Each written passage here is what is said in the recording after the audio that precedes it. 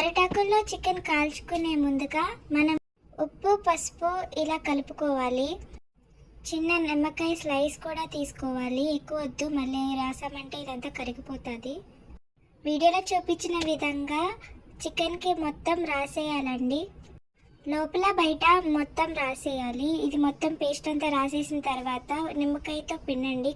ఎక్కువ వద్దు, ఎక్కువ అయితే మళ్ళీ కారిపోతుంది. సో తక్కువ రాసుకుంటే మంచిగా ఉంటుంది. జనరల్గా చాలామంది ఇలా రాయరు, కానీ ఉప్పు పసుపు రాయడం వల్ల చాలా మంచిది. దాంతోపాటు మేము లెగ్ పీసులు కూడా కాలుస్తున్నాం కాబట్టి దానికి కూడా నీట్గా అప్లై చేసేసి దానిపైన కొంచెం లెమన్ పిండేసినాక ఒక 10 to 15 minutes అలా పక్కన పెట్టేసేయండి మూత పెట్టి. ఈలోపు పేస్ట్ తయారు చేసుకుందామండి.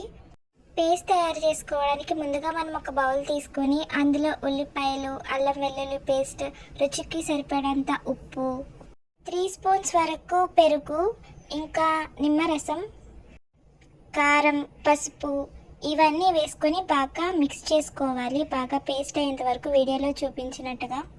ఉప్పు కారం సరిపోయిందో లేదో టేస్ట్ చూసుకుని మళ్ళీ ఉప్పు లేదంటే కారం వేసుకుని అడ్జస్ట్ చేసుకోండి.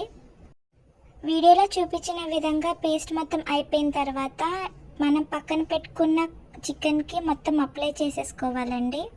లోపల బయట ఈ పేస్ట్ మొత్తం ఎక్కువగా అప్లై చేసుకుని ఎక్కువ లోపల పెట్టుకోండి. ఇలా అప్లై చేసేసుకున్నాక ఒక 1 to 2 hours పక్కన పెట్టేయండి. ఇప్పుడు ఉల్లిపాయ, కొత్తిమీర, పచ్చిమిర్చి ఈ 3 సన్నగా కట్ చేసుకుని కోడి లోపల మొత్తం ఇదంతా వేసేయండి. వీటితో పాటు ఉల్లిపాయ ఇంకా టమాటా కూడా పెట్టినా చాలా బాగుంటుంది. ఇప్పుడు సూది దారం తీసుకుని ఈ వీడియోలో చూపిస్తున్న విధంగా మీరు మొత్తం ఓపెన్ చేసుకున్న పార్ట్ మొత్తం కుట్టేసేయండి. ఈ ప్రాసెస్ లేట్ అయినా పర్వాలేదు, చాలా జాగ్రత్తగా మొత్తం బయటికి రాకుండా మట్టుకి చాలా జాగ్రత్తగా కుట్టాలి. గ్యాప్స్ లేకుండా మొత్తం కుట్టేసేయండి. కుట్టేసేసి లాస్ట్లో ముడేసేయండి. ఇక్కడ దాకా చికెన్ ప్రాసెస్ అయిపోయిందండి. దీని తర్వాత మనం అరిటాకుని తీసుకోవాలి. చికెన్ అరిటాకుల్లో పెట్టి మొత్తం ఫోల్డ్ చేసేయండి. ఎక్కడ గ్యాప్స్ లేకుండా వీడియోలో చూపించిన విధంగా మొత్తం ఫోల్డ్ చేసేసుకోవాలి. ఈ ప్రాసెస్ స్లో అయినా పర్వాలేదు, జాగ్రత్తగా చేసుకోండి. మేమైతే 2 అరిటాకులు యూజ్ చేసాం దీనికి. మొత్తం ఫోల్డ్ చేసేసిన తర్వాత దీన్ని దారంతో కట్టేసేయండి, ఎక్కడ ఆకులు విడకుండా.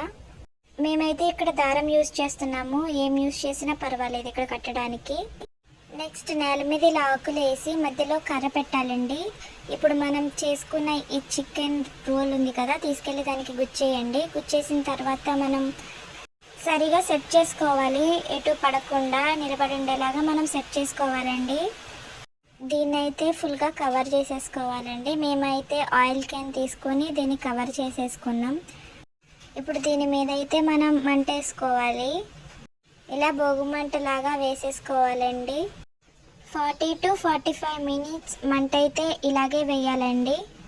ఇది అయిపోయిన తర్వాత తీసే ముందు పక్కన ఉన్న బూడిద మొత్తం పక్కకి జరిపి తీయండి. మాడిపోయినట్టు కనిపిస్తుంది కదా, కానీ కాదు, ఆకలి తీస్తే బాగానే ఉంటుంది. ఇది ఖచ్చితంగా మీరైతే ట్రై చేయండి. ఎందుకంటే నార్మల్గా కాల్చుకున్న చికెన్ కన్నా ఇలా కాల్చుకున్న చికెన్ టేస్ట్ అయితే చాలా వేరుగా ఉంటుంది, చాలా బాగుంటుంది. సో ఇదండి, ఇలా వచ్చింది ఆఖరికైతే. కానీ మీరైతే తప్పకుండా ట్రై చేయండి. పక్కా డిఫరెంట్ టేస్ట్ అయితే మీరు చూస్తారు. వీడియో నచ్చితే లైక్ చేసి సబ్స్క్రైబ్ చేయండి.